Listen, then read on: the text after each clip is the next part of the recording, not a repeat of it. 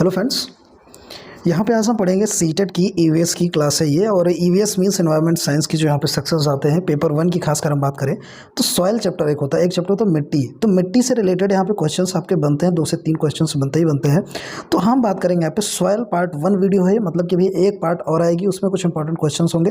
ठीक है, देखिए मैं जैसे जैसे यहाँ पे पढ़ता जा रहा हूँ, नोट्स में बनाता जा रहा हूँ, जो इंपॉर्टेंट चीज़ें मुझको लग रही हैं और प्रीवियस ईयर मैंने यहाँ पे एनालाइज किया तो उसके बेसिस पे क्वेश्चंस मैंने यहाँ पे बनाया है। जो क्वेश्चंस आते हैं एक्चुअल में वो चीज़ें हैं। तो ये पीडीएफ अगर आपको चाहिए तो टेलीग्राम ज्वाइन करिए, वहाँ पे आपको मिल जाएगा। फ्री पीडीएफ है, इसमें कोई पेड वगैरह नहीं है चीज़ें, है ना। तो चलिए स्टार्ट करते हैं। यहाँ पे देखिए जो सबसे पहला क्वेश्चन यहाँ पे हो जाता है, यहाँ पे देखिए 20 से 25 क्वेश्चंस मैं आपको डिस्कस करने वाला हूँ। लावा पठार किस प्रकार की मिट्टी से समृद्ध है, मीन्स लावा पठार जो है किस मिट्टी में ज़्यादातर मतलब पाया जाता है या होता है, तो ये ब्लैक सॉइल में पाया जाता है, काली मिट्टी जिसको कहा जाता है। इसमें देखिए जो आपका लाइम मिलता है, इसमें आयरन मिलता है, मैग्नीशियम एंड एल्यूमिना पाया जाता है इस काली मिट्टी में। तो ऐसे भी क्वेश्चन आते हैं ना कि काली मिट्टी में कौन से यहाँ पे आपके एलिमेंट्स पाए जाते हैं, तो एक तरीके से लाइम है, आयरन है, मैग्नीशियम है, एल्यूमिना है। ठीक है, ये वर्ड्स ऐसे हैं ना जो हिंदी इंग्लिश दोनों में काम करते हैं, तो इसकी हिंदी ट्रांसलेशन नहीं हो सकती, तो आपको ये चीज़ याद करना पड़ेगा। ठीक है, तो ब्लैक सॉइल लावा पठार के लिए यहाँ पे जो मिट्टी है समृद्ध है, यहाँ पे एक्टिव होता है। देखिए दूसरा क्वेश्चन है किस विधि का उपयोग भू संरक्षण के लिए किया जाता है। अब देखिए भू संरक्षण के लिए किस विधि का प्रयोग किया जाता है, तो लैंड रिक्लेमेशन, जिसको भूमि सुधार कहते हैं। देखिए इसमें एक्चुअल में होता क्या है, देखिए मैंने ऑप्शंस नहीं रखे, 4 ऑप्शंस नहीं रखे, मैं सिर्फ एक आंसर यहाँ पे दे रहा हूँ, वो चीज़ आपको ध्यान में रखना है। देखिए भूमि सुधार का मतलब ये है ना, जैसे कहीं पे लैंडस्लाइड यहाँ पे होती है,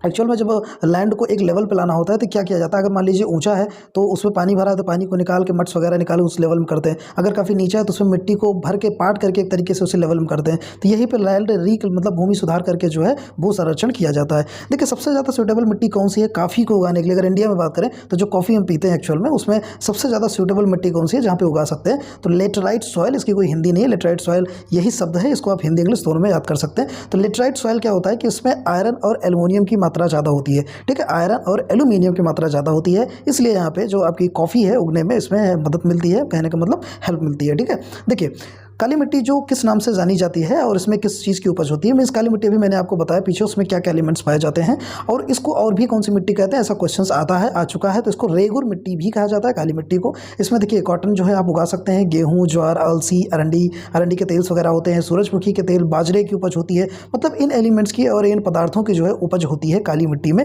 ये चीज़ आपको ध्यान में रखना है। इसमें एक लाइन में से क्वेश्चन आ जाते हैं, 4 ऑप्शन देके। ठीक है, अब देखिए 4 ऑप्शन में देता तो इतने ऑप्शन आपके साथ में डिस्कस नहीं कर सकता था, इसलिए इस वजह से मैं ऑप्शन नहीं लिखता हूँ, इसलिए कई क्वेश्चंस एक क्वेश्चन में आपके साथ डिस्कस कर लेता हूँ। ठीक है, एक्चुअल में 20 क्वेश्चंस हैं, लेकिन इसमें हम एक क्वेश्चन में आपके साथ कई क्वेश्चन डिस्कस कर लेता हूँ, तो ऐसे 50 से 60 क्वेश्चंस आपके कवर हो जाते हैं। ठीक है, देखिए कौन सा कारक मृदा सॉइल, कारक मीन्स जो है कारक मृदा सॉइल, मृदा मीन्स जिसको सॉइल कहते हैं, कि निर्माण को प्रभावित करता है। तो देखिए जलवायु जो है यहाँ पे प्रभावित करती है, वनस्पति और स्थलाकृति यहाँ पे जो आर्टिफिशियल चीज़ें होती हैं वो यहाँ पे प्रभावित करती हैं सॉइल के निर्माण को। ठीक है, देखिए मिट्टी की यह परत गहरी रंग की होती है, मिट्टी की जो परत गहरे रंग की होती है क्योंकि यह ह्यूमस और खनिजों से भरपूर होती है। यह आमतौर पर होती है, इसमें ये आमतौर पर नरम झरझरा होती है और अधिक पानी को रोक सकती है। तो भाई ये कौन सी यहाँ पे लेयर कह सकते हैं, कौन सी मिट्टी है ये। ठीक है, गहरे रंग की इसकी परत वगैरह होती है, ह्यूमस और खनिजों से भरपूर होती है। तो इसमें अगर हम बात करें तो हॉरिजन वाले क्वेश्चंस काफ़ी देखने को मिल रहे हैं। तो हॉरिजन के कंसेप्ट्स को मैंने यहाँ पे मतलब इंक्लूड किया है, तो हॉरिजन एक ही क्वेश्चन में समझ लेते हैं। देखिए इसका ऑप्शन हो जाएगा ना ए, हॉरिजन मीन्स ऊपरी मिट्टी कहते हैं, जो ऊपर अपर लेवल की मिट्टी होती है, कार्बनिक पदार्थों से समृद्ध होती है, इसमें ह्यूमस परत के रूप में जाना जाता है। ठीक है, तो अब चलिए यहाँ पे हम दूसरी बात कर लेते हैं भाई, बी हॉरिजन क्या कहते हैं, हॉरिजन को हिंदी में क्षैतिज कहा जाता है। देखिए शीर्ष मिट्टी के ठीक नीचे, जैसे कि ए हॉरिजन ऊपरी मिट्टी है, इसमें कार्बनिक पदार्थों में से समृद्ध और ह्यूमस परत पाया जाता है, उसी के नीचे वाली जो मिट्टी होती है उसे बी हॉरिजन मीन्स बी क्षैतिज कहा जाता है। आधारशिला के ऊपर होती है ये। ठीक है, शीर्ष मिट्टी के नीचे और आधारशिला मिट्टी के ऊपर होती है और मिट्टी की उपस्थिति के कारण हल्का भूरा होता है, इसका रंग हल्का सा भूरा होता है। ठीक है, देखिए इसमें जियोलॉजिकल मटेरियल पाया जाता है मीन्स बी हॉरिजन में। और आर हॉरिजन की अगर हम बात करें, जिसको आर क्षैतिज कहते हैं, एक संकुचित और पुख्ता परत है जिसमें विभिन्न प्रकार की चट्टानें यहाँ मौजूद हैं। मीन्स कहने का मतलब जो एकदम निचले स्तर की लेयर्स होती हैं आपकी, उसको आर हॉरिजन कहते हैं, अपर लेयर्स को ए हॉरिजन कहते हैं, बी हॉरिजन मीन्स शीर्ष मिडिल लेवल को कहते हैं। ठीक है, ये मिट्टी की लेयर्स हैं और इसमें चट्टानें वगैरह पाई जाती हैं आर हॉरिजन में। और बी हॉरिजन में जैसे मैंने बताया यहाँ पे मिट्टी यहाँ पे परत होती है, यहाँ पे सीमेंटेड वाली कुछ मिट्टियाँ पाई जाती हैं, ऊपर वाले में जो है कार्बनिक पदार्थों से चीज़ें संबंध होती है। देखिए भारत का उत्तरी भाग किस मिट्टी से बना हुआ है या पाया जाता है, तो जो भारत का उत्तरी भाग है अलुवियल मिट्टी वहाँ पे पाई जाती है, या मिट्टी सरफेस वाटर के कारण इकट्ठा होती है या काफ़ी दूर से फैली हुई है। इसमें उत्तरी मैदान और नदी घाटियाँ मतलब मिल के बनी होती हैं। इसमें पोटेशियम की मात्रा अधिक होती है और बांगर और खादर दो प्रकार की मिट्टी इसमें पाई जाती है। देखिए क्वेश्चन क्या बनेगा कि जो भारत के उत्तरी भाग उससे मिट्टी कौन सी भाई, एलुवियल मिट्टी है आपकी, ठीक है। उत्तरी मैदान और नदी घाटियों में ये चीज़ें स्थित होती है। देखिए इसमें पोटेशियम की मात्रा अधिक होती है और बांगर और खादर दो प्रकार की मिट्टी होती है, एलुवियल सॉइल कहे तो हम, ठीक है। उत्तरी मैदान भारत का एलुवियल मिट्टी से मिलकर बना है, जैसा मैंने आपको बताया। तो कौन सी 3 नदियों से मिलकर बना है, कौन सी तीन नदियाँ बहती हैं जिनके बहने से, बहाव से ये मिट्टी इकट्ठा होती है। देखिए ये मिट्टी इकट्ठा होती है हिमालय की 3 नदियों के द्वारा। पहली इंडस रिवर जिसको कहते हैं, इंडस रिवर, दूसरी गंगा रिवर और तीसरी यहाँ पे ब्रह्मपुत्र रिवर से बनती है। ये भी क्वेश्चन डायरेक्ट फंस सकते हैं, ठीक है।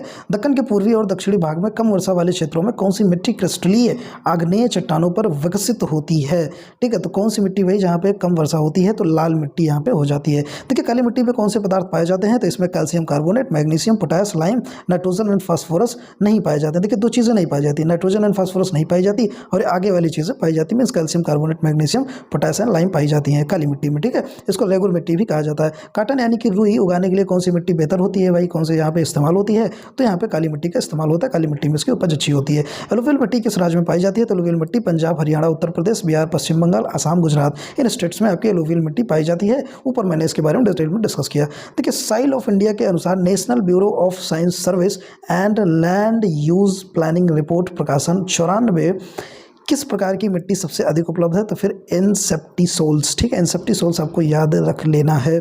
मिट्टी में किस भाग में खनिज पदार्थ, पोषक तत्व और पानी के साथ कार्बनिक पदार्थ शामिल हैं, ठीक है। तो इसमें हॉरिजन एक ही बात आ जाती है, सब पे टॉप पर होती है जहाँ पे खनिज पदार्थ अधिक मात्रा में पाया जाता है। तो इसकी कुछ प्रॉपर्टीज़ भी पूछ ली जाती हैं जिसको आपको याद में रखना होता है, ठीक है। यहाँ पे क्वेश्चन आ जाता है दूसरा वाला, यहाँ पे सीमेंट्री रॉक्स यानी कि चट्टान किस प्रोसेस से बनती है और यह कहाँ पाई जाती है।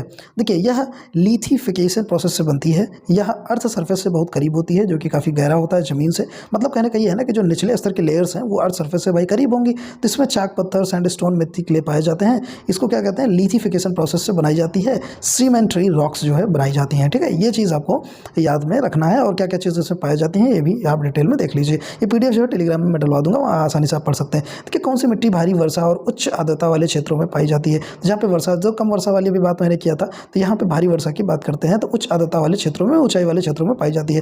देखिए ऐसी जगहों पर उपज ज़्यादा और बहुत तेज़ी से होती है।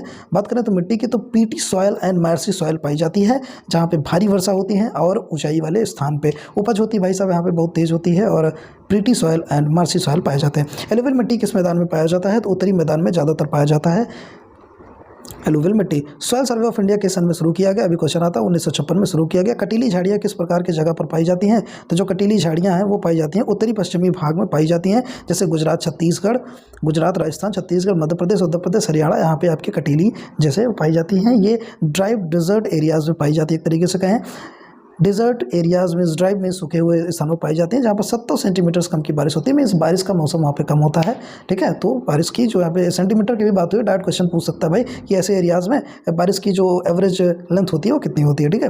तीतर और मोनल जैसे पक्षी किस प्रजाति में पाए जाते हैं भाई साहब, तो शांत पर्णपाती जंगल, टेम्परेट डेलिशियस फॉरेस्ट जो होता है यहाँ पे तीतर और मोनल जैसे पक्षी पाए जाते हैं। देखिए क्वेश्चन आपको थोड़ा सा टफ लग सकता है, लेकिन ये क्वेश्चन एक्चुअल में जो आते हैं, आप पढ़ते हो, यूट्यूब से पढ़ते हो, वीडियोज़ देखते हो, आपको बड़ा आसान सा लगता है, लेकिन जब पेपर में जाते हो तो क्वेश्चन नहीं फंसते। क्यों नहीं फंसते? क्योंकि आपको उस तरीके से पढ़ाया जाता है, चीज़ें आपको आसान लगे, पढ़ने में मजा आए। एक्चुअल चीज़ें पढ़ाएंगे आपको कठिन लगेगा, आप पढ़ोगे नहीं। तो इसी वजह से जो है चीज़ें एक्चुअल में नहीं पढ़ाई जाती है आपको। लेकिन यहाँ पे मैं टू द पॉइंट आपको बताऊंगा, यही चीज़ आपको पढ़ना है जो पेपर में आता है। देखिए ऊंचाई पर यानी कि हाई एल्टीट्यूड्स पर पाए जाते हैं, उत्तरी पूर्वी भाग में पाए जाते हैं, जहाँ अमेरिका, चाइना जैसे न्यूजीलैंड और यूरोप यहाँ पे एग्जाम्पल्स हो गए, ठीक है। तो ये चीज़ आपको याद में रखना है। देखिए अब जो है यहाँ पे आपके क्वेश्चंस हो गए खत्म। यहाँ पे 20 से 25 क्वेश्चंस मैंने एग्जैक्ट किए थे, लेकिन उसके अंदर मतलब 2-3 क्वेश्चन डिस्कस करते गए तो 50 से 60 क्वेश्चंस आपके यहाँ पे सॉइल के जो है यहाँ पे क्लियर हो गए। अब आप प्रैक्टिस सेट लगाइए, प्रीवियस ईयर लगाइए, क्वेश्चन नहीं फंसने वाला। पार्ट 2 उसका लेके आऊँगा, उसमें 50 से 60 क्वेश्चन डिस्कस करेंगे तो आपका सॉइल जो है अच्छे से क्लियर हो जाएगा, ठीक है। चैनल पर नए हैं, सब्सक्राइब करके बेल आइकन प्रेस कर लीजिए, ऐसे ही वीडियोज़ आपको मिलती रहेंगी। Thanks for watching, have a nice day.